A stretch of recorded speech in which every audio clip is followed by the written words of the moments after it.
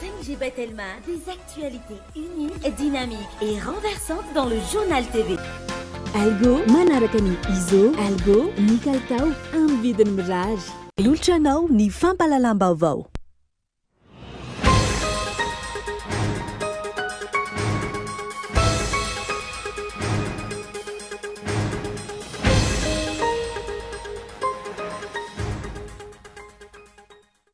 No hitsakitsahiny ny filoha Andry Rajoelina tanteraka ny voalazan'ny lalam-panorenany ao amin'ny 2017 hoy ny vovonana lery araka ny fanambarana izy ireo androany teny Tsimbazaza ka anangany ireo antanatohatra mahefa andray fanapahan-kevitra eo anatrehan'ny fandikan-dalàna izao hitampoko hitam-pirenena. Fanjanana, famadihan-tanindrazana sy fiandrianam-pirenena teboka telo namaritany Mediapart izay gazety nomerika tsy miankina manana mpanaraka mahery ny iray alina sy iroetsy ao a Frantsa. Ny fizakan'ny filoha Andry Rajoelina zom-pirenena roa frantsay sy malagasy. Ny aona sy ny aino ireo mpikambana eo anivon'ny antoko malagasy miara-miainga tao amin'ny distrikany Betroka sy ny kaomina Isoanala faritra Anosy. Ny délégationna notarian'ny filoha nasionaly ny antoko MMM azo Andriananarivelo. Sekena ny fanaovana raha-matahory sy ny fampiororona ataon'ny mpitondra fanjakana amin'izao fotoana hoy eo anivon'ny SSM na ny Solidarité Syndicale de Madagascar mitaky ny amoana ireo namana roa lahy voatazona eny amin'ny zandary ihany koa izy ireo. Any ivelany tsy latsaky ny 47 ireo namony ainy tao anatin'ny fonjan'ny vehivavy ao Honduras Amerika afovoany vokatry ny fifandonana tamin'ireo samy voafonja. Ny fonja ao an-toerana izay malaza amin'ny trafika rongony sy zava-mahadomelina maty nisy nandorovelona avokoa ny akamaroan'ireo namony ainy ireo. Arahintsika vetrany ary ny andindininjay.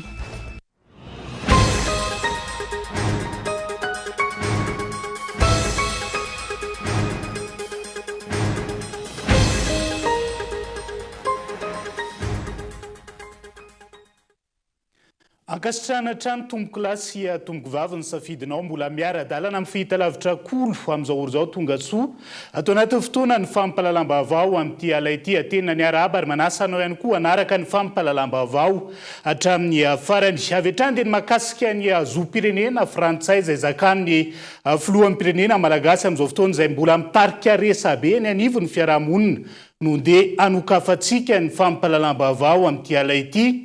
No hitsahan'ny filoha Andry Rajoelina tanteraka ny voalaza lalam-panorenana ao amin'ny 2017 hoy ny vovonana lery araka ny fanambarana izy ireo tamin'ity androan'ity teny Tsimbazaza ka ny angano antanatohatra mahefa andray fanapahan-kevitra eo anatrehany izay fandikan-dalàna izay hitapoko ary hitam-pirenena ihany koa tokony avela malalaka an'io ny hevitra sy ho afaka mamory vahoaka tahaka ny ataon'ny mpitondra fanjakana amin'izao fotoan'izao ihany koa ny antoko politika samihafa tsy isin'ny fitongilanana raha ny fanazavana izy ireo hatrany nandritra izay fanambarana izay. Henri Florian namoaka fanambarana ny vovonana lera tamin'ity androan'ity teny Tsimbazaza manoloana ny toedra ara-pirenena amin'izao fotoana izao.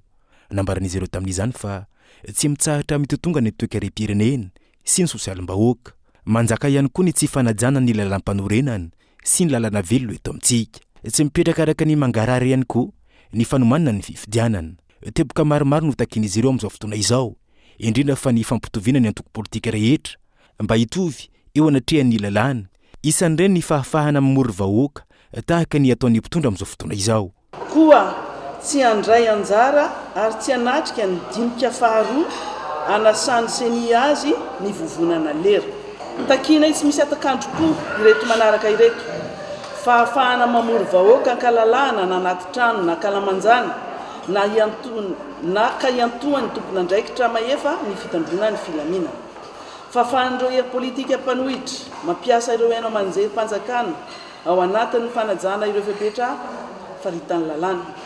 Fanavozana ireo demandalàna mifehy ny fifidianana araka ireo tolo-dalàna soso-kevitra avy amin'ny antoko sy vondrona antoko politika ary ny mpanaramaso ny fifidianana teo aloha. Ankoatr'io, namafisin'ny vovonana lera ihany koa fa mpanitsakitsaka lalam-panorenana ny filoha Andry Rajoelina noho ny fizakan'ny zom-pirenena frantsay tanteraka. Mivoaka ny marina amin'izao fotoana izao raha ny fanazavana fa mizaka ny zom-pirenena frantsay tanteraka ny filoha Bernas amin'izao fotoana izao ary manaporofy izany ny fivoahan'ny décret de naturalisation tamin'ny 4 novembre taona 2024. Ny lera dia manameloka tanteraka ny fanafenana izany fananany Andriamatoa Andry Rajoelina zom-pirenena frantsay izany ka tsy nambarany tamin'ny HCC sy ny vahoaka malagasy tamin'ny fotoana nametrahany antota taratasy filatsako vidina ho filoham-pirenena tamin'ny taona 2024 ka nanitsakitsahany ny 5/7 lalam-panorenana ary koa miendrika famitahana sy fanitsakitsahana ny tokony mena ny vahoaka sy ny fanajana ny fiandrianam-pirenena. Manamafy koa ny lera faraky ny voalaza ny code de la nationalité malagasy ao amin'ny 2/7 dia very ny zom-pirenena malagasy nananany rehefa nisitraka an-tsitrapo sy araky ny naipony ny zom-pirenena frantsay rehefa nangataka izany izy. Araka izany, lery zao anamafisana ny paille maso sy ofisialy fa teratany frantsay ny filohan'ny repoblika amin'ny Madagasikara. Lery zao ilazana fa feno fitaka sy ara-tsipana ny nazahoany ny toerana filoham-pirenena. Lery zao ametraha-pialany Andriamatoa Andry Rajoelina eo amin'ny andraikitra mafilohan'ny repoblika azy ary anesorana aminy ny anaram-boninahitra sy ny marika rehetra mifanaraka amin'izay. Nanainga ny isam-pandraharama efa isana ambaratongany ary ny fepetra rehetra manoloana ny fandikan-dalàna tahaka izao zava-misy izao ny vivonana lera araka ny fanambaran'izy ireo androany teny Tsimbazaza. Fanjanahana famadia tandrazana sy ny fiandrianam-pirenena teboka 3 namarita ny Mediapart izay gazety nomerika tsy miankina manana mpanaraka maheriny ray alina sy roetsy ao Frantsa ny fizakan'ny filoha Andry Rajoelina zom-pirenena roa frantsay sy malagasy amin'izao fotoana izao. Ireo olona indrindra ny filoha manana io zom-pirenena roa io izay isan'ny antony fahantrana eto amin'ny firenena raha nasongadiny Mediapart hatrany. Namoaka lahatsoratra lalina momba ny fizakan'ny filoha Andry Rajoelina zom-pirenena roa ihany koa ny Mediapart, gazety nomerika tsy miankina manana mpanaraka maherin'ny iray alina sy roetsy ao Frantsa androany faha 20 Jona. Lohateny lehibe nitondrany izany ny hoe mizaka ny zom-pirenena frantsay sy malagasy mitondra ny Madagasikara, fanjanahana, famadihan-tanindrazana sy ny fiandrianam-pirenena. Araka ny namafisin'ny Mediapart hatrany, ny taona 3/24 no nangataka ny zom-pirenena frantsay ny filoha ankehitriny ary ny taona 4/24 no nahazoany io nandritra ny nahafilohan'ny Tereza Mitahazy tao aorian'ny fanonganam-panjakana novoizina ho mariky ny fitiavan-tanindrazana ny taona 2024. Aotra 400 ny mponina eto Madagasikara no mahana izay zom-pirenena roa izay. Izy ireo izay taranaka olona nangataka ny fizakana ny zom-pirenena frantsay nandritra ny fahaleovantena. Ny taranak'ireo mpiara-miasa tamin'ireo mpanjaka malagasy nanambady ara-dalàna tamina teratany frantsay ary faran'ireo mpianatra nangataka hizaka ny zom-pirenena frantsay tao aorian'ny fianarana araka ny lahatsoratra hatrany. Nandritra ny fahazahoan'ny Madagasikara ny fahaleovantena ny taona 1700 nisy ny lamina araka ny lalàna ny 12 Jolay 1700 izay nizarana mazava ireo avy amin'ny teritoaran'ny Repoblika Frantsay izay mahazo ny zom-pirenena avy hatrany sy ireo mila mandalo ny reconnaissance de nationalité française ary ankehitriny amin'ny alalan'ny didim-panjakana no ahafahana misitraka izay. Olana mipetraka ankila ny fizakana io zom-pirenena roa io ho ana filohana firenena mahaleo-tena sy manana ny fiandrianany. Ireo olona toy ny filoham-pirenena izay sokajian'ny Mediapart ho super citoyen malgache ary antony ny fahatrana lalina eto amin'ny firenena. Izy ireo izay mitantana ny toe-karena sy politika ary mangeja ny tombony. Ankoatra ny tsy mahara-dalàna ny filoha ankehitriny, fanontaniana maro no napetraky ny Mediapart. Lohalaharana ny fahafantaran'ny filoha marina ny firenena, ny vahoaka ao amin'ny sy ny olana fototra mianjadin'ny firenena. Eo ihany koa ireo teboka marary ny vahoaka izay tsy azo eritreretina ny atsapan'ny filoha azy, manoloana izay fizakan'ny zom-pirenena frantsay izay. Farany, ny fiadiana ireo tombontsoa maro tokony ho azon'ny Madagasikara raha tsy lazafa-tsy ireo nosy manodidina. Fanontaniana goavana napetraky ny Mediapart ihany koa ny hoe maninona no mangataka hizakan'ny zom-pirenena frantsay ny filoham-pirenena malagasy am-perinasa? Tsy izay ve ny tena famadihan-tanindrazana tanteraka ho hatrany ny Mediapart? Ankoatra ny Mediapart ny resaka mahakasika ity fizakan'ny filoham-pirenena frantsay, filoham-pirenena izay zoa-pirenena frantsay izay ihany koa ny France Info tamin'ity androany ity voaresaka manokana nandritra ny fandarana isan'andro Le Monde Etanoux izay nitondran'ny mpanao gazety Isabelle Labeirine fa makafakany ihany koa fa mizaka ny zom-pirenena frantsay amin'ny filoha nanomboka ny taona 2014 ary tsy tokony rotsaka tamin'ny fividianana ny taona 2014. Ahina araka izany ny fitsarany amin'ny asany ary mampana ihany koa ny fahafahany milatsaka ho vidiana amin'ny fividianana izay tokony ho tontosaina amin'ity taona 2014 ity no ny asany filoham-pirenena natao an'izay mizaka ny zom-pirenena malagasy andry araka ny andininy fa 770 amin'ny lalam-panorenana malagasy. Fa ao anatin'izay fizakany ny filoham-pirenena ny zom-pirenena frantsay izay hatrany dia efa madihana tanindrazana ary ny fizakany filoham-pirenena Andry Rajoelina ny zom-pirenena vahiny ho ny fanio-kevitra ireo mponina atao amin'ny distrikany Betroka sy Ambovombe nanaovan'ny mpanao gazety fa nadiadiana ihany koa ny faritra Atsimonosy izay isan'ny fantatra tamin'ny fifandonana tamin'ireo vahiny mpanjana tamin'izany fotoana ka izao mahatsiaro voafitaka izao indray amin'izao fotoana izao. Honina saina Adiso mpanantenany tohina ireo mponina teto amin'ny distrikany Betroka na eno ny fananany filoham-pirenena ankehitriny ny zom-pirenena vahiny. Mamadika tanindrazana teto Bekily izy dia ny teny fa raha tsy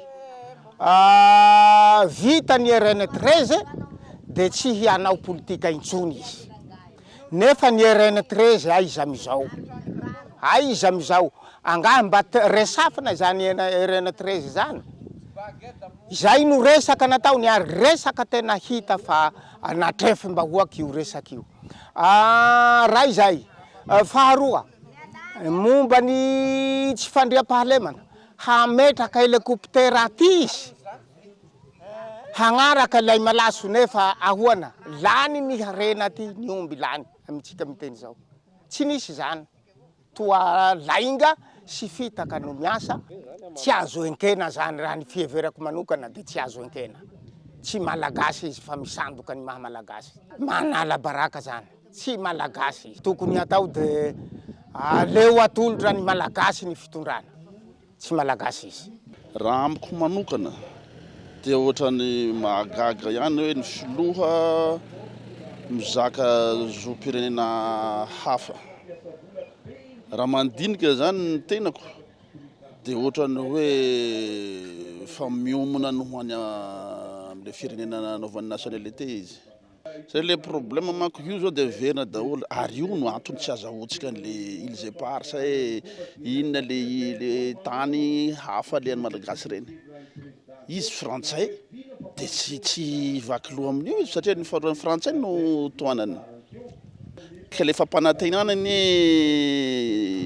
tsikobaka mbaba salambe rehetrarehetra fa manara-penitra no enjehina amin'izao. Ny fitondrana tamin'ny frantsay moa zany raisina teny tokana hoe fanjanahana. Dia izay fanjanahana zay moa zany dia amin'izao fotoana manoloana antsika izao dia mazava ho azy fa mbola mitohy zany fahavoazana ny kolotsaina eto amin'ity faritra ny eto amin'ity faritany ny firenentsika ty fa indrindra ty faritsy Androy itoy.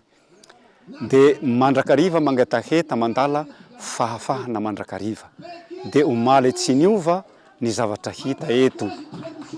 Marefo dia marefo ny fiainanay indrindra ty faritsy Androy itoy. Tsy afaka manohy tsara ny fianarany zanakay zahay tampitra eto ihany amin'ny faritany misy anay tsy afaka miampita amin'ny faritany hafa. Malagasy dia malagasy zay. Matoy ianao lany filoham-pirenena dia malagasy reny malagasy ray. Mahagaga anahy kosa raha naheno fa ianao filoham-pirenena izay malagasy mbola nangataka ho frantsay. Aminahy tsy mety zay raha zay ary tsy tokony ho nisy. Fa rehefa hanao président dia tazominao malagasy ianao. Mahagaga satria raha vazaha ianao frantsay. Donc zany Madagasikara, ny président ny Madagasikara zany dia frantsay fa tsy malagasy. Amin'ny lalam-panorenana zay dia somary hafahafa ihany. Ohatran'izay fahitako an'ilay izy. Le hoe mizaka zom-pirenena frantsay izy frantsay hoe efa nanjanaka atsika ary ny frantsay efa nanao tsinotsinona atsika nefa ny filoham-pirenena atsika maka ny zoam-pirenena frantsay dia hitako hoe ohatran'ny famadihana tanindrazana ilay izy raha ambiko manokana dia izay fa tsy fantatso ny ankoatraohatran'izay fa fanaovana tsinotsinona ho an'ny firenena malagasy ny fahazahoako azy manokana. Ilaina ny fanazavana mazava ny amin'ny antony io fanapa-kevitry ny filoham-pirenena io angataka sy mizaka ny zoam-pirenena vahiny io hoy ireo teto amin'ny distrikta n'Ambovombe. Namany mivadika satria tsisy nagnondevantika fa ny frantsay kanefa amin'ny fitondra filohantsika zao mpitondra filoham-pirenena mihodigna any frantsay nahoana ary tsy magnasy ny tanindrazana Madagasikara aty fa manompo any frantsay zany nagnondevantsika ka eto zahay malagasy zany mba tokony raha amiko samirery mitaky ary mila mpitondra matotra hagnatsara ity firenena malagasy ty. Bien sûr zay ny zavatra tadiavina amin'le hoe transparence amin'izay mangarahara azo ny atao ny tokony miresaka ny zana tsisy zavatra tokony hatahorana ny miresaka ny marina tsy maintsy tenena ny marina azo ny filoham-pirenena atao mihitsy ny tokony resaka hoe zao teny ka naka nationalité frantsay dia azavainy ny antony sy ny ilana an'izany ary no mety mahatsara azy amin'ny maha filoham-pirenena malagasy azy. Tamin'ny andron'ny fanjanahantany ny aty atsimo dia anisany ny tolona ihany satria raha vao nitsangana ny tolona any amin'ny kotesta faritsy ny farafangana dia nitatra aty atsimo ka anisany nandrahanjara tamin'ny tolona izay hampakarana ny fiainam-pirenena ny faritra tsy atimo na dia tsy niampy zavatra fantatra firy aza. Izao aho vao tamin'ny herinandro maharey fa citoyen frantsay ny filoham-pirenenantsika. Tsy aivina, isan'ireo nisehoana fifandonana mafy teo amin'ireo malagasy sy ny mpanjana tany taty amin'ny faritra Antsimon'ny Nosy, faritra izay isan'ny nanahirana ireo vahiny ny nandresy azy noho izy ireo tia tanindrazana tahaka ny tany amin'ny faritra hafa, ny tolona sy ny ady hatramin'ny farany iarovana ny tanindrazana. Ankehitriny miandry fanazavana amin'ny filoham-pirenena tahaka ireo malagasy 20 tapitrisay izy ireo momba nyity fizakana ny zoam-pirenena frantsay ity.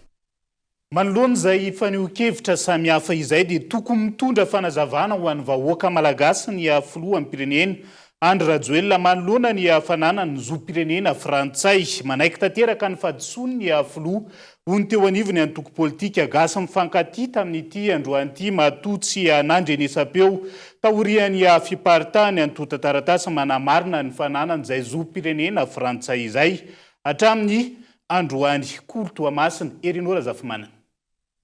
Herinandro izay no nipariahany antota taratasy manamarina ny fananany filoha Andry Nirina Rajoelina ny zoam-pirenena frantsay mangataka ny ivoahan'ny filoha amin'ny fanginany antoko politika gasy mifankatia mba hitondra fanazavana ho an'ny vahoaka malagasy. Ny bureau national ny antoko gasy mifankatia dia mananao izao taratasy misokatra ho an'Andriamatoa filoham-pirenena Andry Nirina Rajoelina izao. Antony fangatana fanazavana voninahitra ho anay antoko politika gasy mifankatia na gasy mino azoanay manao izao taratasy fangatam-panazavana izao. Manoloana ny zava-misy mikasika ny fizakana ny zoam-pirenena frantsay aseno aina manjery samihafa mikasika anao Andriamatoa filoha dia voadona ny ampo mahamalagasy tamin'ny fahafantarana fa ianao Andriamatoa filoha dia nangataka zoam-pirenena vahiny. Ho anay mantsy izany filoham-pirenena izany dia fitaratra izay tokony ho azo alain-tahaka. Noho izany, izay ato amin'ny antoko politika gasy mifankatia dia manasa anao Andriamatoa filoha hivoaka amin'ny fanginanao anazava ny antony amin'ny vahoaka malagasy ny nahatonga anao izaka izany zoam-pirenena frantsay izany. Nandrasana ny fanazavana avy amin'ny filoha vatantenany taorian'ny fahatongavany avy navita iraka tany ivelany farany teo fa saingy tsy mbola nisy izany hatreto. Tsy mahafapo ihany koa ny fanazavana izay nentin'ireo mpiaro sy mpanohana ny fitondrana. Tsy mahafapo satria ho anay zany raha ny frantsay nanome nationalité azy fotsiny am'izao tsy maninona fa hoe izy mihitsy no mangataka nefa filoham-pirenena fitaratra ho an'ny vahoaka malagasy no mangataka nationalité n'olo-lafa izay no mahatonga anay hoe voadonany amponay ary ny mahatonga anay mangataka fanazavana hoe inona marina ny dikany satria malagasy izay amrearea amin'ny maha malagasy anay ka aminay zany filoham-pirenena zany tsy tokony hangataka zonim-pirenenan'olo-trafa mihitsy tonga izy zany avy tany ivelany tokony nanao conférence de presse ary niandreny zany ny vahoaka malagasy nefa tsy nisy ny conférence de presse ka aminay zany matoa mangina manaiky matoa tsy miteny fa tsy mety anao le olo maventy fa tsy zazy tsy mety tokony hiteny izy ary zay no mahatonga anay mangataka azy hiteny filoham-pirenena zany ianao anjaranao zany no manome filaminana ny toe-tsainam-bahoaka manao apaisement politique kanefa ny mandrak'izao mbola tsisy aminay mahakasika ny fankalazana ny fetiny 4 jona ho avy io ny hevitra ny tafika sisa no antenaina amin'ny mahafetin'ny foloanida azy na anaikina tsy ny fisafoan'ny filoha rajoelona ny andeha an-tafika igny satria dadabe tsiranana no niady an'igny zany père de l'indépendance ka tsy hoe fahadisovan'olona anankiray no tsy ankalaza antsika ny fety-pirenenantsika fa izy araka le teneniko zany hoe iza ny taraka azy amin'io zany anjaran'ny militaire indray igny satria io ane fety des armées de anjaran'ny militaire indray zany no antenaina ahafantatra hoe mbola président Nirina Rajoelina ve ny tokony hitarika azy sa olo-trafa tsy anjaranay amin'ny antoko politika gasy mifankatigny fa anjaran'ny miaramila izy mihitsy ny tokony hagnazava amin'ny vahoaka malagasy de anjaran'le vahoaka malagasy am'izay na hanaiky na tsy hanaiky anjaran'ny tafika am'izay na hanaiky na tsy hanaiky fa aminay izy mbola tsy nanazava mazava tsara momba an'io raharaha io andrasan'ny maro araka izany ny fivoaran'ny toedrara indrindra ankatika izao fankalazana ny 17 taona nazahoany firenena malagasy ny fahaleovan-tenan'izao mila mivoaka amin'ny fahanginana ny filoham-pirenena manoloana zay zava-misy zay raha ny antsoantso nataony ireo mponina sy ny antoko politika maro amin'izao fotoan'izao mahakasika ity raharaha ity fa nitondra ny fomba fijery mahakasika ny fizakan'ny filoham-pirenena ny zoom-pirenena frantsay ihany koa tamin'ity androan'ity ro antoko politika avao Toliara Bonhomme Maelize Kulturiara.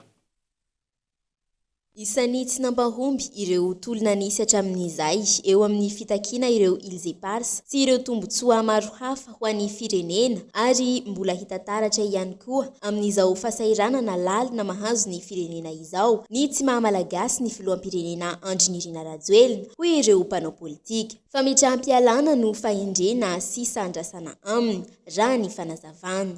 Raha zao tomitoerana ny filoham-pirenena io efa tsatsa io le fikafika rehetrarehetra efa tsatsa io zany raha zao tomitoerana dia nametsa-pialana satria zao mahita fa tsy possible ny tokony hahafahany mbola mirotsaka ho filoham-pirenena amin'ny fifidianana ho avy zao iza moa hanaiky an'izany io efa fantatsiria raha niazo amina verina ry nita amin'ny 2018 iny hoe ahoana ty 40 iny fomba hamerena anazy fa tsy izy io fa fo naverina de mbola mieritseritsy anao ny hirotsaka filoham-pirenena an'izay amin'ny manaraka ao amin'ny alalan'inona no hafahana manao an'izay eto zany tsika tsy miresaka binationalité na nationalité anankiroa izy tsy zay ty anankiray ty fa taloha izy na nationalité anankiray de ny nationalité malagasy ihany de ny safidy izy ny ho nationalité française azo ny lalàna nefa mametsaka rehefa mangataka anao an'ity anankiray ty ary efa majeur anao nangataka an'io de very ho azy ny maha malagasy anao fa maninona mbony validé ny HCC tamin'ny 2018 ny firotsahany ho filoham-pirenena mbola baraingo be fa nitsankitsahana ny fiandrianam-pirenena sy fanomezana sehatra mivantana ny fanjanahantany amin'ny fomba ankolaka no misy raha ny fanehoan-kevitry ny mpanao politika hatrany ny firenena hoentina frantsay ve de zany no atao hoe firenena mahaleotena de iza no namarina ankadiny zay an'ity firenena ty namerina azy ho zanahany satria fanjanahatany karazana fanjanahatany amin'ny enjiny vaovao nzay zao satria mahafantatry tsara mihitsy le olo hoe frantsay ane zao ty fa anao nampidirina kizy ohatrany zany Madagasikara mitohy ny fanjanahana nataony frantsay amin'ny alalan'ny filohan'ny republika atsika amin'izao io, amin'ny alalan'ny voanjo frantsay napetraka hanjakazaka eto Madagasikara, dia io boaka io ny fanjakazakana mandeha ny ferana volamena hitantsika dia nanomboka tagny amina 3 kilao 73 kilo d'or tagny Afrika Atsimo, ny 570 kilao tagny Komoro, akoatra ny Tsikita mandeha zany reo karazam-panjanahana hamehezana ny harena eto Madagasikara. Eo ihany koa talohan'izay ny resahana ny Ilze Passe dia hoy ny filoha frantsay hoe ici c'est la France tagny amin'ny anano sambatra tagny amin'ny Ile Glorieuse, tsisy mba réaction nataony ana filohan'ny republika satria miaro ny tombosoan'ny firenena izy dia ny firenena frantsay. Mitaky ireo voakasika mivantana hitondra fanazavana manoloana izao toe-java misy izao ireo mpanara-baovao.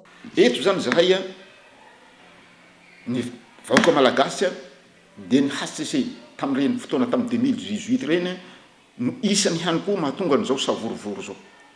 Ka ny zavatra tokony hatao ny filohan'ny HCC tamin'ireny fotoana reny dia tsy tokony hijery amin'izao fotsiny izy, fa tokony mangataka, tokony hisy fanazavana hataony zany momba an'ity toejara ty zay mampisavorovoro ny vahoaka malagasy amin'izao fotoana zao, satria tsy hoenkeny vahoaka malagasy mihitsy zany entina vahiny zany. Nisitrika izy tao anatin'izay ao fa zao tratra ny zavatra nafainina rehetrarehetra.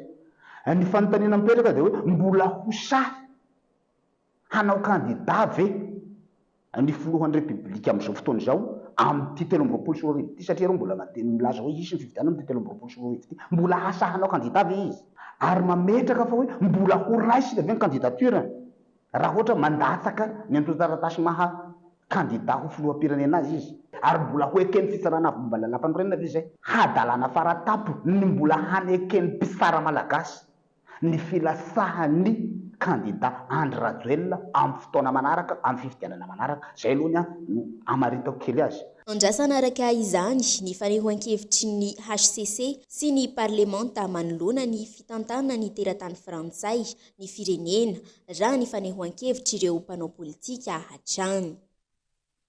Ny filoham-pirenena no mpiaro voalohany fiandrianam-pirenena izay mahasarotiny malagasy eo anatrehan'izay.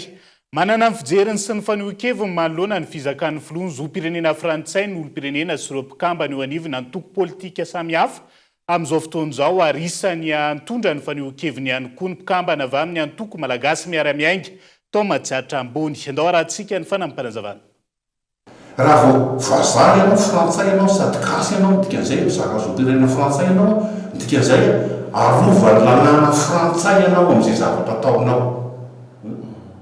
Dia mety ho tafiditra anatin'ilay zavatra mety ataonao amin'ny maha-filoham-pirenenanao, mety misy fahadisoana ataonao, mety misy fanenjehana ataon'ilay firenena malagasy ianao.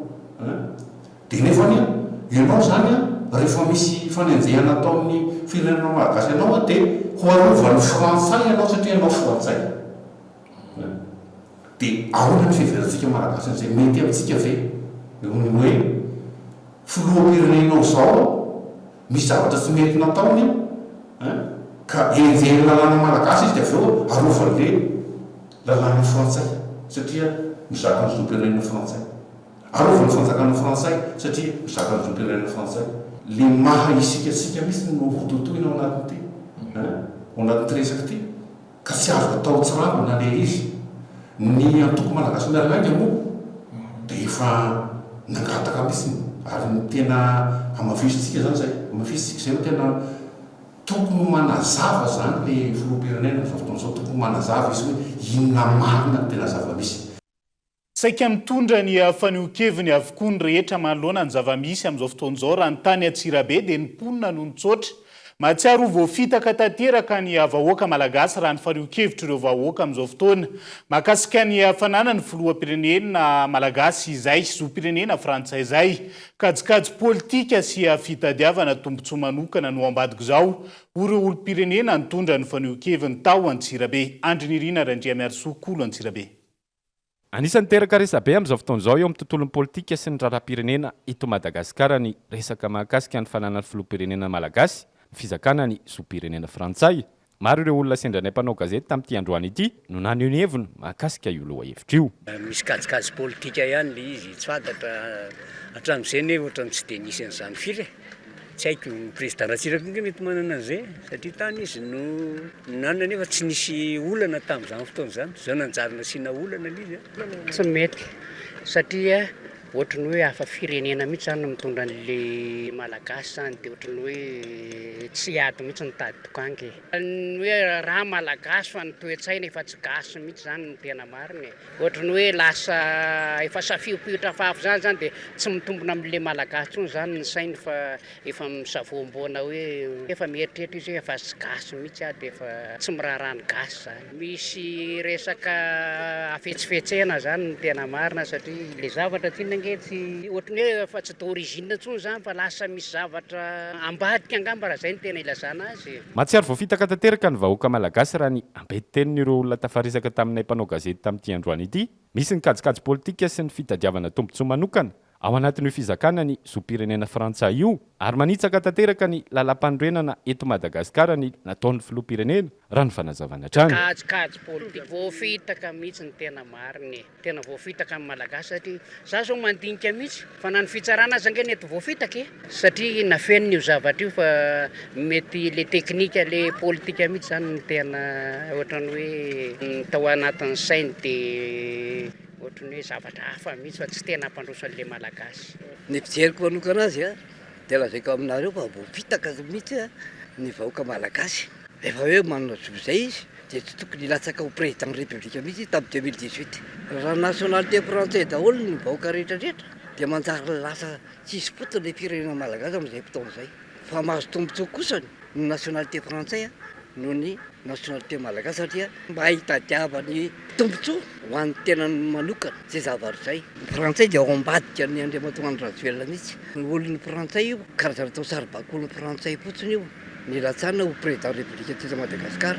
Izy nanao ny lalam-panorenana ary izy nanao ny lalam-panorenana, izy manitsaka lalam-panorenana amin'izao fotoana izao. Ny hoavy Madagasikara aloha amin'izao tiantena izao fa tsisy azo andrasana hoe miracle eto fa vao mainka potsy ty firenena malagasy ty raha mbola Andriamatoa Rajoelina nitondra ty firenena ty. Araka izany dia anisany mametra-panontaniana ao anatin'ny sainy maro sy ny mpanara-bavaony mahakasika ity raharaha ity nakaiza ny maha-malagasy ny filoham-pirenena efa voavidin'ireo vazaha ka nanjary sarotsaro-pandrosoana no iainan'ireo vahoaka malagasy amin'izao fotoana izao. Koa amin'ity alaity filoham-pirenena manodidina ny 50 fiarahamonim-pirenena sy ireo solotena iraisam-pirenena samihafa no hiatrika ny sommet ao Paris adina amin'ny fahantrana sy ny fiovany ny toetrandro izay atao rahampitso sy mizoma ao avizao nanaitra ny maro isan'ny filoha tsy voasa tamin'izany ny filoham-pirenena malagasy ity farany sy ireo délégation miaraka amin'izay miandry ao Paris amin'izao fotoana. Mety hisy ifandraisany amin'ny resaka zoam-pirenena frantsay anana ny filoha Rajoelina ka miteraka resabe eto Madagasikara sy manerana n'izao tontolo izao ve ity tsy nanasana ny filoha malagasy ity. I Madagasikara izay nasaina mandrakariva raha misy ny feonam-be tahaka izao no izy isan'ireo firenena mahantra indrindra sy isan'ireo firenena ianjadiany ny fiovany toetrandro raha tsy ilaza afa-tsy ireo rivo-doza nandalo teto Madagasikara tamin'ity taona ity. Fantoko politika maro no tsy hamaly ny antsony CENI ny amin'ny rosoana amin'ny fionana faharoa izay karakarainy ny voameram-pirenena mahaleo tena amin'sahana ny fividianana anton'izany raha ny fanambarana ny voaka. Tsy nisy noraisin'ny CENI ireo sosikevitra ho fanatsarana ny fomba fiasa hiatrehana ny fividianana izay tokony ho tanterahana eto amin'ny tany sy ny firenena Gaëtan Andriatsilavo. Saritsary-pionana misokatra sy mangarahara fotsiny no karakarain'ny CENI voalohany ny 24 martsa lasa teo hoy ireo antoko politika maromaro nanao fanambarana iraisana androany. Antony tsy nisy noraisina na iray aza ireo sosikevitra ho fanatsarana nentin'ny antoko sy ny vondrana antoko maro mikasika ny fanavaozana ny lalàna mifehy ny fifidianana, ny fanavaozana tanteraka ny lisym-pifidianana, ny mangarahara mikasika ny fifidianana toy ny fanomezana kopia sy kara-panondro faobe, famatim-bola sy ny fikarakarana ny fifidianana sy ny maro hafa, ary ny fikarakarana ny fifidianana amin'ny ankapobeny. Araka izany, tsy handray anjara amin'ny fionana faharoa izay karakarain'ny CENI rahampitso 20 jona izy ireo, ary tsy mamatotra azy ireo izay fanapahan-kevitra raisinao araka ity fanambarana ity. Nanao siny izany ny Malagasy Miaramiainga, ny SVM, MFM, tsara tafona ampela manao politika PSD ary nivovonana lera. Fa ny ona sy ny ireo mpikambana eo anivon'ny antoko malagasy miara-miainga atao amin'ny distrikany Betroka sy ny komuna isoana lafatra nosy ny délégation zay notaria ny Flou national ny antoko malagasy miara-miainga ajo andriana Narvely fotoana ny fanakalozan-kevitra ahafahana manabevony antoko sy nanamafy ny foto-kevitra izay amin'ny fototra amin'ny fitsinjaram-pahefana onona saina. Taori ny distrikany Iosy renivohitry ny faritra Yorombe nanohy ny diany ny azo ny faritra Anosy ny délégation notary ny Flou national ny antoko malagasy miara-miainga ajo andriana Narvely. Tamin'izany nisy ny fiorana tamin'ireo mpitarika sy mpikambana eo anivon'ny antoko entina ampiroboroboana sy antarana hatrany ny ambaindany ny antoko ety fotony. Isan'ireo ny tafamivantana tamin'ny Flou national ny antoko araka izany teto amin'ny distrikany Betroka. Fotoana izay nanehoan'ireo mpikambana ny afalian'izy ireo amin'izao fitsidiana izao. Profo ny fitiavana tsy malavitany. Nitateran'izy ireo ihany koa ny zava-misy isaky ny komuna misy azy ireo tsirairay avy sy nanehoany ny fahavononany anitatra sy anabevohatra ny antoko. Ny hainy ny filohan'ny antoko MMM ary ny fampizara tamin'izy ireo ny zava-misy eto amin'ny tany sy ny firenena amin'izao. Teo ihany koa ny fampatsiahivana ny vina sy ny foto-kevitry ny antoko. Zany manao sekoly zany iny, zany manao hôpitaly zany, asa mpitondra fanjakana zany, asa anay zany rehefa misy zay. Karamainanao inona ary zay, tsy anao ny asa mifanaraka amin'izany. Raha misy ny asa vaventy dina na karamana, tsy anao lalana, anao tetezana. Raha misy eo fampianarana inona ny asa mpanonina ny asa nampo, anao sekoly, sy nete. Dia isorana antsika ve zany? Isorana anay ve zany? Io ny anakaramana anay, io ny anakaramana mpotoka rehetrarehetra. Fanametarana, fa mandroso, dia ny hoe nampiova ny fiainan'ny olona le izy. Ary ny fiovan'ny fiainana dia ho tongatrano. Minambary ve ny ankizy, mianatra ve ny ankizy, afaka mamonjy hôpitaly ve ny ankizy. Tsisy raha ny anaovana sekoly be da be raha Madagasikara tsy afaka mamonjy amreny koa zanakitsika. Miarana zany tsy maro. Amboatra hôpitaly tsika, nefa tsy afaka mitsabo tena any. Atao inona ny hôpitaly zany? Zany zavatra zany zay mila ovaina ao anatin'ireo dia zay manetanana atsika namana atao amin'ny antoko amin'ny fanetanana ny olona rapita. Aotsika tsopitahana ao anatiny eo. Fa mila mandraindraikitra mampiovan'izany. Tsisy fampandrosoana ovanina raha tsy apetraka sy miatra araka ny tokony ho izy ny fitsinjaram-pahefana raha ny fanazavana. Ary eo anivon'ny antoko dia efa nisy ny fampiarana izany hatramin'ny joroany. Tsy latsa-danja amin'izay ny fitsinjaram-pahefana eo amin'ny fitantanana ny firenena.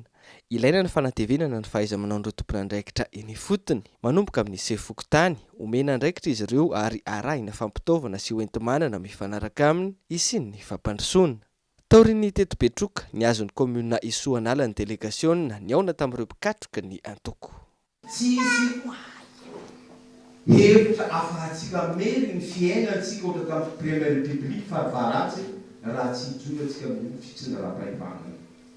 May sy ny firaisampirenena koa, may hitambatra antsika jiaby, may ialana zavatra mampahory antsika jiaby iretan'izany. Mety mahazo 17 ao mifanonao, mety zay. Fa raha ohatra antsika ny tohanana, ny fambolentsika ty, ny jerenam-panarahany vidy azy, ny ombitsika, jerena tsara, nomena hasa mba tsy isiany dahalo, tsy ahazo vola ve tsika vidiana disay.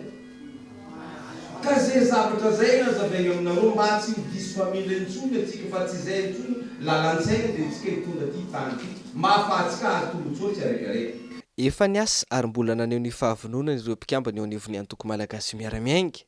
Nandray ny andraikitra tamin'ny fanaraha-maso sy ny fanentanana ny olona isoratra sy anamariny ny anarany tao anatin'ny lisam-pifidianana. Ny antoko MMM eto amin'ny faritra Anosy dia efa mijoro moa zany izy zao. Nay koa zany ny magnesikesika ny isaky ny commune aty amin'ny faritrin'ny Betroka. Aty amin'ny faritrin'ny Asimby Betroka dia efa vita daholo zany membre ny bureau communal, ny Isoanala zay misy ny tenako, dia eny Bepombo 2, dia eny Bekorobo, dia Besakonagnarena ary Ambatomvary. Ny antoko MMM manentana avao. Manentana olo mba hifidy, mba hisoratra anarana satria amin'ny lalàna fifidianana ihany zany no ahafahana mifidy sy anehoana ny zo amin'izao fifidianana ho avy zao. Amin'ny ankapobeny aloha mazoto le olo satria efa tahagnova. Manahaka eto Soanala zany raha nijerena zany niakatra be zany le mpifidy eto Soanala. Efa tafakatragna amin'ny 8,000 agny ny mpifidy eto zany. Taloha izy mbo 4,000 izy taloha.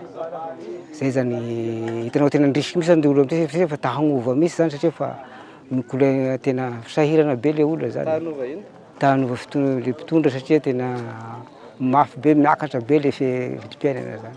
Itony fitsidiana ireo mpikambana eo anivon'ny Antoko hoy ny birao politika ny Antoko Malagasy miaramiainga izay tariny filohany Ajo Andriananarivelo. Tsy ho adino ihany koa ny fihaonana amin'ireo vahoaka liana amin'ny foto-kevitry ny Antoko. Ireo manana hevitra sy fomba fijery entina manavitra ny tanjanaka izay latsaka ankaterena ankehitriny. Fanidina an-dalambe nitaky ny fandrehetana anjiro ny mponina teny Ambohipo zao aly zao tsy azo ekena intsony ozy ireo ny fahatapahan-jiro lavareny izay saika iainana isan'andro. Manomboka mafampana araka zany ny fihetsika mponina manoloana izay fahatapahan-jiro zay amin'izao fotoana izao ka takina ny fandraisana andraikitra ainga ny tompona andraikim-panjakana.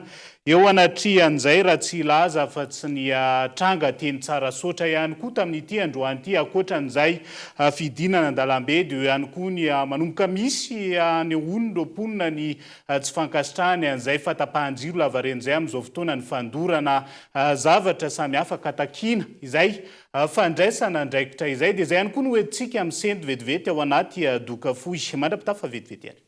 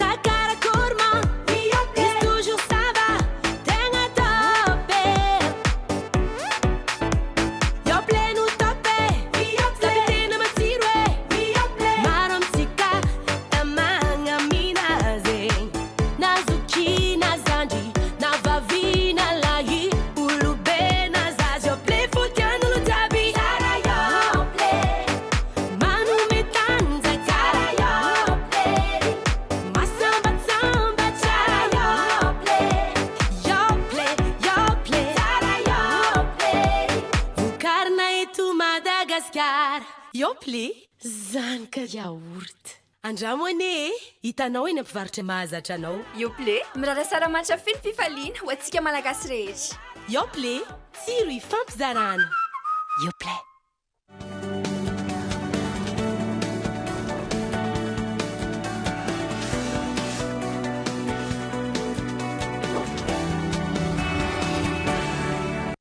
Tapany faharoa amin'ny fampalalam-baovao amin'ny fiteny malagasy aterina hatrany ny araba tombokilasy tombokivavy ho antsika rehetra. Mbola miara-dalana aminay atao anatin'ny tapany faharoa amin'ity alay ity isan-taratsika izay. Ny ena ny vokabary tao anatin'ny 5 taona farany ho an'ireo komuna izay mpamokabary eto Madagasikara. Ny ena ihany koa amin'ny fanjifany malagasy vary noho ny vidangam-bidy izay tsy takatry ny fahefa-mividy ny tokantrano maro amin'izao fotoana izao raha ny fanadihadiana natao fity ny kolona. Tsy maraka ny vokatra isan'ny taona raha ny zava-misy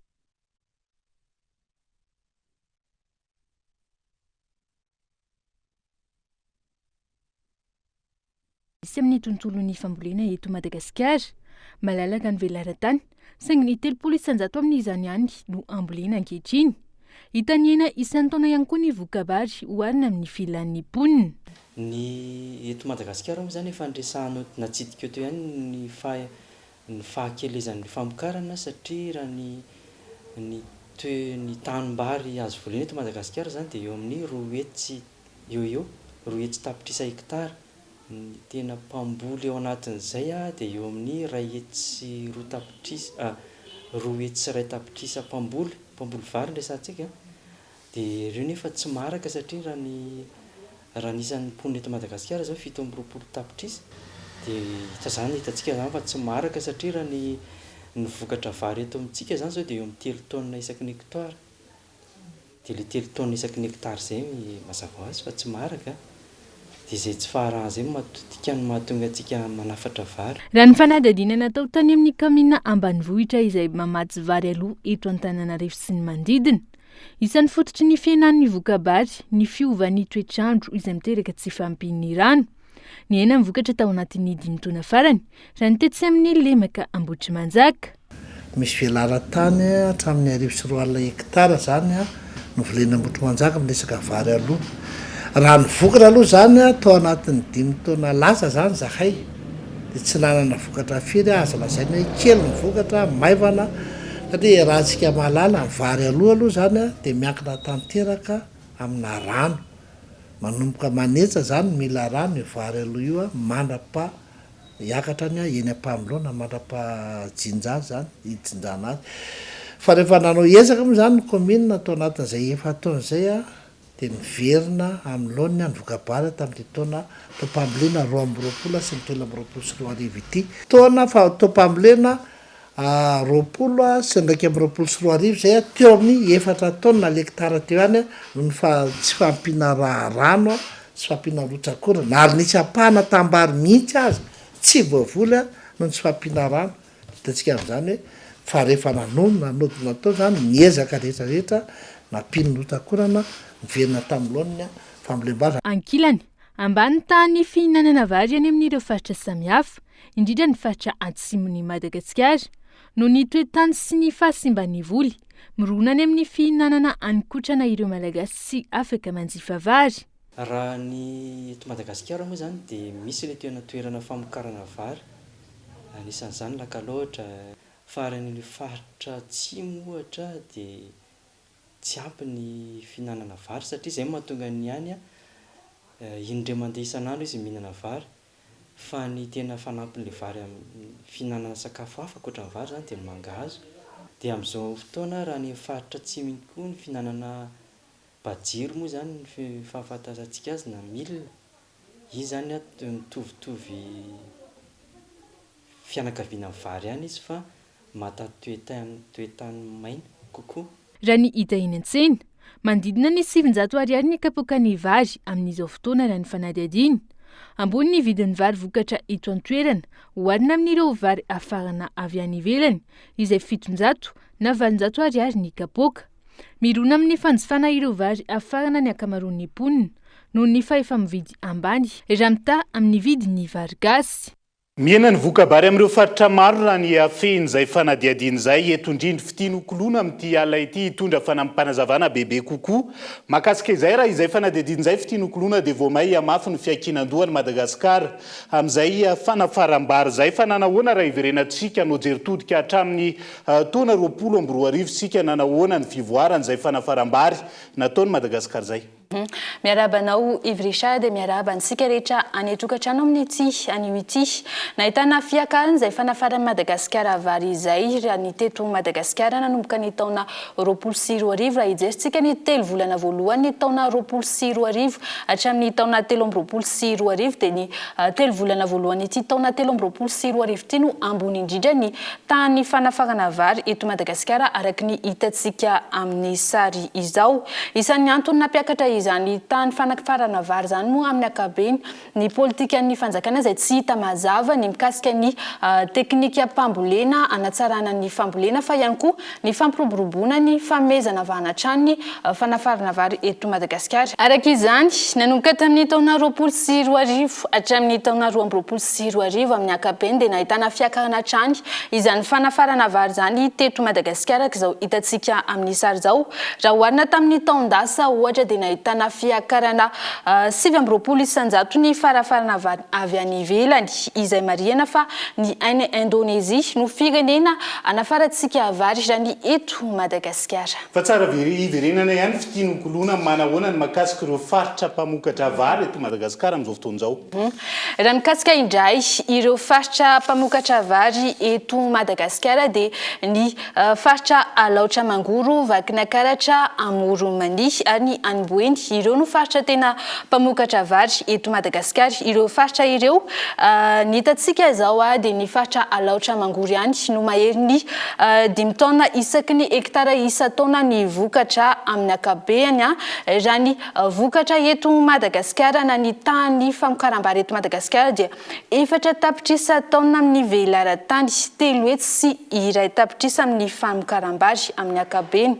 Vokatra izany dia tsy mamaly ny filana amin'ny fanjifana vary zany ny vokatra ny vary izay oharina amin'ny fitombom-ponina izay 3 isanjato. Isan'ny manapirofo izany ihany koa ny tany fanjifany malagasy vary oharina amin'ny firenena lehibe izay mpamokatra vary eto Madagasikara. Raha ijerintsika izao ny any Chine manokana zao amin'izao fotoana izao dia 20 kilao isan'olona isan-taona ny fanjifana vary ny eto Madagasikara dia latsaka izay 40 kilao isan-taona isan'olona ny fanjifana vary. Ankasitrany ianao fitianokolona da amin'izay fanampanazavana izay lafomba vaoafa tsy ekena ny fanaovana raha matahora sy ny fampiroroana ataon'ny mpitondra fanjakana amin'izao fotoana hony teo anivony SSM na ny Solidarité Syndicale de Madagascar tamin'ity androany ity mitaky ny amohan'ireo namana roa lavo atazona eny amin'ny zandary ihany koa izy ireo tamin'ity androany ity Gaëtan Andretsilafo. Taoriny etsika nataon'ny sindikany mpiasa eo anivon'ny ministeran'ny fampianarana ambony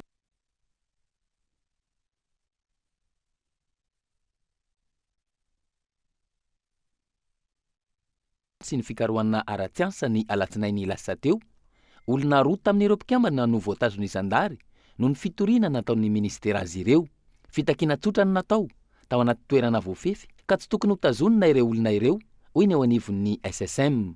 Nanaraka ny lalàna araka ny tokony izy ny grevy nataon'ireo. Faharoa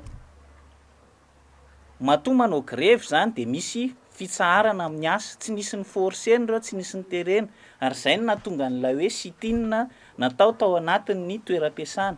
Ary fahatelo izay tsara ny anamarinana azy fa rehefa mitory ny fanjakana dia ny DLC irery ihany avy any amin'ny primature no afaka misolotena ny fanjakana mitory. Eo zany aloha dia efa sur la forme efa tsy tokony ho recevable ny fitorian'ny ministère ny enseignement supérieur andry zareo hoe mpanakorotana sy ny sisa satria tsy nisy izay zavatra izay ara-dalàna ny zavatra natao dia ary ara-drariny koa satria efa folo volana ny fampiresahany zareo an'io. Tsy mazava ny antony hitazomana ireo olona roa ireo ho hiatrany ny ao anivon'ny SSM raha nanao fanambarana tamin'ity androany ity. Tsy ekena ny fampiroroana sy ny fampitahorana ny sindika tahaka izany raha toka tsy mahita vahaolana ho an'ny firenena ny mpitondra. Ary izay moa ilay arak'ilay nitenenina teo satria izahay dia tsy mahita mihitsy hoe inona ny antony tokony anaovana carte à vue an'ilay olona satria mazava ho azy arak'ilay niteneniko teo no hoe ny fanjakana dia ny DLC irery ihany no tokony mitory amin'ny anaran'ny fanjakana. Dia ny dikan'izay zany raha amina resaka forme tsy tokony raisiny any amin'ny gendarme akory ary ilay fitorian'ny enseignement supérieur fa le anaovana azy carte à vue zany mampametra-panontaniana hoe ampiororoana ve ny mpitarika syndicat mba tsy hitentsony izay ve ny fomba hitantanana n'ity firenena ity satria rehefa tsy mahita vahaolana ny fanjakana dia fampiororoana mpitarika syndicat no atao. Dia izay kosa dia miteny hoe tsy izany ny fanarahana, tsy izany ny zavatra ny lokalokana teny an-kianja tamin'ny fotoan'androny ary tsy izany ihany koa no ny fidianana ny mpitondra amin'izao fotoana izao. Araka izany manao antsoavo amin'ny tompon'andraikitra rehetra voakasika izany ny SSM ka hamoaka ireo mpikambana eo anivon'ny sindika ireo. Ny SSM izay nilaza ihany koa fa hitondra ny raharaha eny anivon'ny OIT na ny Organisation Internationale du Travail manoloana ny fanitsakitsahana ny zon'ny mpiasa sy ny tsy fanarahan-dalàna ary ny fanaovana raha matahora ataon'ny mpitondra fanjakana. Manambahiny ny sampana fampalalam-baovao amin'ity alaty dia tsy iza fa ny avy eo anivon'ny telma Madagasikara izay solotena ny Andriamatoa Rasolomanana Herimanjato miarabanao tonga soa ato anatin'ny fampalalam-baovao nikolo amin'ity alaty misy ny ahetsika isika mifaly izay karakarainy ny telma Madagasikara ao anaty izao fanamariana ny fankalazana ny fetim-pirenena izao eto indrindra ianao amin'ity alaty hitondra fanamparazavana bebe kokoa mahakasika izay. Ia, faly miarabantsika rehetra eto amin'ny plateau. Dia miarabantsika rehetra mpanaraka ny tokantrano tsirairay avy. Izay atao anivon'ny telma amin'ity fetim-pirenena ity dia mikarakara indrindra ity animation isika mifaly izay ho tanterahany eto Antananarivo sy manodidina. Mampiavaka kokoa isika mifaly dia hatramin'izay ny mpanjifa no manantona ny telma fa amin'ity kosa ny telma no anantona ny mpanjifa amin'ny alalan'ny renim-panjara telma maro isan-karazany ireny.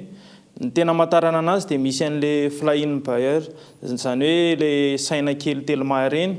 Misy ihany koa ny sono mety hanaraka anazy, dia ireo ankizy manao fitafy telma, gilet, kaskety, mety hanao t-shirt, dia ahitantsika karazany zavatra maro samihafa. Inona avy ny karazana tolotra hoentin'ny telma Madagasikara ao anatin'izay mety hisy ihany koa ve zany ny fiainam-bidy ao anatin'ity hetsika isika mifaly ity satria izay zao no isan'ny malinany maro ao anatin'izay hoe hanenjika an'izay karazana fiainam-bidy samihafa sy promotion izay. Ia, izay indrindra ny antony moa raha malala amin'ny fahasahiranana dia tsy maintsy mba manantona amin'ny mpanjifa izahay. Dia noho izany indrindra dia misy ny promotion anivon'ny telefônina. Izany hoe manomboka amin'ny 7,4 ariary, 29,000 ariary dia efa mahazo leçon de plus. Raha leçon de max azafady, raha 39,000 ariary izy teo aloha. Dia misy ihany koa ny kif max 4G, misy ny iFil Prime, misy ny FM Prime, misy ny S Prime. Dia manana karazana safidy maro zany ny mpanjifa amin'ny ity fetim-pirenena ity. Ary eo ihany koa ny misy ireo mpitondra bisikileta izay manatanteraka izay isika mifaly izay dia mba ho samy mifaly daholo isika rehetra nanatanteraka ny fetim-pirenena. Hatramin'ny ovinany moa zany no afaka mianoka ao anatin'ity hetsika isika mifaly ity ny vahoaka malagasy indrindra ny eto Antananarivo sy manodidina manahoana ihany koa ho an'ny androany eto ny fanentanana mahakasika ny izay hetsika izay. Ia, manomboka hatramin'ny efa nanomboka ilay izy moa zany dia mifarana amin'ny 30 volana Jona. Dia ny fanentanana dia hoeto ny karapanondrom-pirenena fa raha tsisy karapanondro dia tsy mety ny puce. Dia ho an'izay anjifa rehetrarehetra dia manatona aza misalasala raha sendra hitanareo eny zareo dia sakano. Raha ohatra mandeha ianao dia sakano mpitondra bisikileta. Raha misy ihany koa manenoneno eny dia manatona fa vonona indray anao mpifaliana izay dia isika mifaly tokoa io mandritra n'ity fetim-pirenena ity. Ankasitrahana ny telma Madagasikara nampafantatra izay hetsika isika mifaly izay fa mila mitandrina foana satria mbola ny latsaky ny 20 isanjato ireo olona vao marina fa mitondra valina aretina VIH sida indrindra ireo anaty sokajy marefo no misitraka ny fitsaboana izay araka ny tokony ho izy amin'izao fotoan'izao araka ny fanadihadiana nataony teo anivony Sikavi tranga izay mampanahy amin'ny fianaka ny valina aretina eto amintsika amin'izao fotoan'izao Nela Ranevson. Latsaky ny 20 isanjato ny olona vao marina fa mitondra ny tsimikaretina VIH sida no misitraka araka ny tokony ho izy ny fitsaboana izay mifanaraka amin'izany araka ny fanadihadiana nataony teo anivony ny Sikavi na ny système communautaire d'alerte sur le VIH. Kasika ny fanaovana fitsaboantena kosa indray dia tamin'ny embolana voalohany nanaovana fanadihadiana raha ny songadina dia betsaka amin'ireo olona mitondra ny tsimikaretina VIH no miteny hoe mazoto anao an'ilay fitsaboana. Araka ny fantatritsika moa ny olona mitondra ny tsimikaretina VIH raha ohatra ka manao fitsaboana ara-dalàna, mihinana an'ilay fanafody natokana ho an'ireo olona ireo ara-dalàna dia afaka miaina tahaka ny olona rehetrarehetra ihany ireo olona ireo, afaka miaina tsy mamindra an'ilay tsimikaretina VIH. Dia mazoto ireo olona miaina miaraka amin'ny tsimikaretina VIH ireo manao fitsaboantenany. Ny olana nefany rehefa tonga any amin'ny centre de santé zareo dia le mpitsabo indray tsy ao ohatra dia izay no mety ho sakana tsy ahafahany zareo manao an'ilay fitsaboan-tena. Izay zany ny valo fanadihadiana natao hoe izahay mazoto zato isanjaton'izy ireo nanontaniana namaly daholo fa hoe mazoto fa avy eo rehefa nanontaniana izy ireo hoe ao ary ve mpitsabo dia eo amin'ny 7 isanjato eo ihany namaly hoe ie ao foana mpitsabo rehefa tonga any izay hanao fitsaboana. Hita nandritra ny fanadihadiana ihany koa ny olana amin'ny safisitrahany ireo olona ahiny ho mora avony tsy mikaretina VIH/SIDA misitraka ny fitaovana fiarovana. Tsy ampy ihany koa ny fitaovana sy ny toerana anaovana fitiliana raha ny fanazavana. Androany ankilany no fananovana ny tatitra mahakasika ny fanadihadiana izay natao nandritra ny 9 bolana tamin'ny faritra 5 teto Madagasikara. Tontolo ny fampianarana tokony ho fantarina ny olana fanabeazana manomboka eny amin'ny ambaratonga fototra hatrany amin'ny université ahafahana mitondra vahaolana mifandraika amin'izay ireo mpisehatra ao anatin'izay tontolo ny fanabeazan'izay. Tamin'ity androany ity nisy arak'izany ny famelabelaran-kevitra izay nataon'ireo mpisehatra ho fitadiavam-bahaolana mahakasika izay tontolo ny fampianaran'izay ny lahy any Evson. Maro ny lesiko amin'ny sehatra ny fanabeazana eto Madagasikara izay manomboka any amin'ny ambaratonga fototra hatrany amin'ny université raha ny fanazavana. Lesiko izay mila arenina ary ilaina ny fandraisana anjara ny olona rehetra. Antony hinanaovana ny famelabelaran-kevitra sy ny adievitra andiany fahatelo iresahana manokana ny resaka fanabeazana eny amin'ny anjelimanontolo miaraka amin'ireo mpampianatra mpikaroka. Lohahevitra no safidiana tamin'ny andiany fahatelo ity ny hoe mijery mahitsy. Tan'izay tontolo adievitra dia mitady an'izay mihitsy inona ny tena fototry ny olana? Inona ny tena fototry ny olana? Maninona ny fahaizana no ambany be? Maninona ny tahapahombiazana no ambany be? Move ny entimanana ny tsisy, move ny lalàna tsy mandeha amin'ny laoniny, move fampifanana amin'ny mpampianatra tsy mety, move tsy misy ny toeram-pifanana amin'ny mpampianatra, move kely ny entimanana atao fanjakana ho an'izany tontolo fanabeazana izany. Dia mieritreritra an'izany tsika rehetrarehetra. Izy manao réflexion, dia amin'ny dingana faharoa dia manao action. Tsy maintsy isy asa zany atao rehefa vita ny famotinana fahazahoana ny hevitry ny rehetrarehetra, ny fandraisana izany rehetrarehetra dia mieritreritra hoe ahoana ny fomba entina manatanteraka izay heverina fa tokony atao. Ny tsy mety zany dia sady tsy mieritreritra aloha amin'ny voalohany, dia avy eo sady tsy manao ininona koa rehefa misy ny zavatra tokony atao. Dia amin'izay sy lafin'izay zany ny itondrantsika an'ilay izy. Mivelatra amin'ny olona rehetra ny fanehoan-kevitra sy ny adihevitra anatsarana ny sehatry ny fanabeazana. Aorian'ny adihevitra isy ny fandravonana izany ary ho ampitainana amin'ny fahefana ampanatanteraka raha ny fanazavana. Dingana voalohany rehefa vita ny adihevitra dia fitinina izay resaka atao. Dia isy plateforme hitsangana. En ligne zany io na virtuel dia mbola misy ihany koa zany mbola afahan'ny olona miteny izay tsy nanatrika atao. Rehefa avy eo dia hivadika karazana sosokevitra izy rehefa avy eo andeha any amin'ny ambaratonga izay tokony andehanany.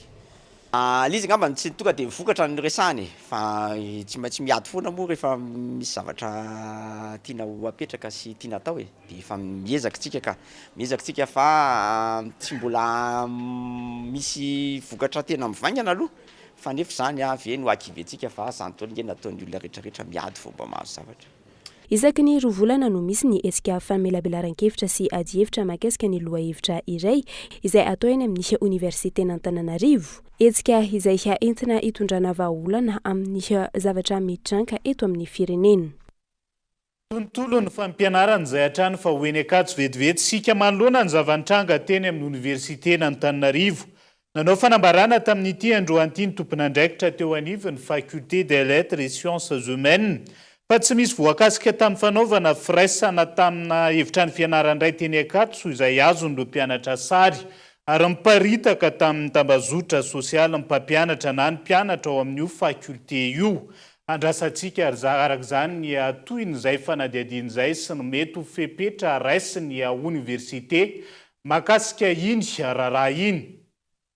Fandroapolo jona lasa teo tamin'ny 4 maraina no sarin'ireo zandary avy eo amin'ny Bourgade Bealanana Fokotany ambody vohitra commune ambony vohitra Antsamaka ny Arongony milanja 2,700 faingo 5 kilao nampiakarina tao be alana navetrandro rongony ary ndorana teo anatrehany solotena ny fokon'olona sy ireo olona manakajy izay notariany alehibeny distrikany be alanana ny maraina teo. Izay ihany koa no etsika miampita ao anatin'ny maresaka iraisan'ny pirenena amin'ity alay ity. Tsy latsaky ny 470 ireo namony ainy tao amin'ny fonjan'ny vehivavy ao Honduras, Amerika avoany vokatry ny fifandonana tamin'ireo samy voafonja ny fonja ao an-toerany izay malaza amin'ny trafika narongony sy ny zava-mahadomelona matiny sy enandoro velona avokoa ny akamaroany ireo namony ainy ireo. Kivy sy ketraka avokoa ny olona teo ivelan'ny fonja ho an'ny vehivavy ao Honduras noho ny zavantranga tao anatiny. Tsy latsaky ny 270 ireo namony ainy vokatry ny fifanandonana teo amin'ny samy voafonja. Amanarivony ireo olona akaiky sy ny havan'ireo voafonja mitangorona miandry vaovao avy ao anatiny. Tianay ny hamantatra hoe firy marina no namony ainy. Tianay ihany koa ny hamantatra hoe maty sa velona ny havanay. Miroso ankehitriny ny fanadihadiana hamantarana ny antony nahatonga io famoizana ain'olona maro tao anatin'io fonja io. Raha ny vaovao voaray, nisy mpikambana iray tamin'ny andaniny tafavoaka ny selula ka nandrehitra ny selula nisy ny mpifanandrina aminy. Nodorana velona avokoa ny akamaroan'ireo namony ainy tamin'izany.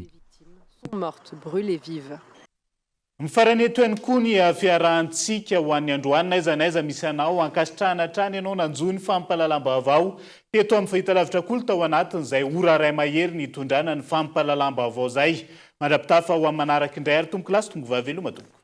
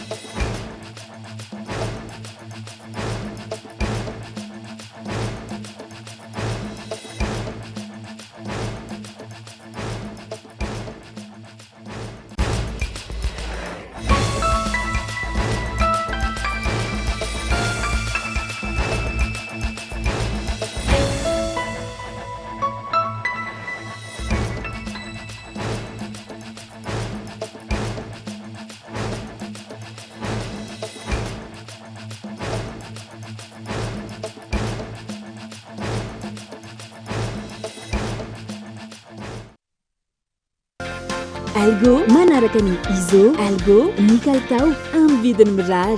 Vous a présenté Ny Vavao. 5G Batelma, des actualités uniques, dynamiques et renversantes dans le journal TV.